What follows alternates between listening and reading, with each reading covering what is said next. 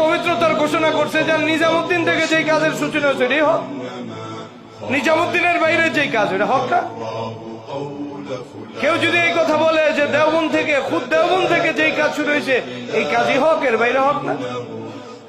কেউ যদি বলে একবারে মানে আমাদের খানকা থেকে যে আওয়াজ আছে সেটাই হক, এর বাহির থেকে হক কোন জায়গা, সেটা যত পবিত্র হোক, কোন মিম্বার, কোন মেহরাব, এটা যত পবিত্র হোক, ওখান থেকে যদি কোনো আওয়াজ রে আমি মনে করি ওখান থেকে হক উচ্চারিত হয়, এটা আমার হক থেকে সরার একটা বড় মাধ্যম। এটা হকের মানদণ্ড না। হকের মানদণ্ড কোরআন সুন্নাহ। মদিনাতুর রাসূল সাল্লাল্লাহু আলাইহি ওয়াসাল্লামের মিম্বার থেকে যে আওয়াজ আসবে, ওই আওয়াজের ধ্বনি যদি মুহাম্মদ আরবির আওয়াজের সাথে মিলে সাল্লাল্লাহু আলাইহি ওয়াসাল্লাম, ওটা হক। আর ওই ধ্বনি যদি মুহাম্মদ আরবির সাথে না মিলে, সে যেই বলুক, যে অবস্থায় বলুক, সে বাতিল, সে বাতিল, তাকে প্রত্যাখ্যান করা ফরজ।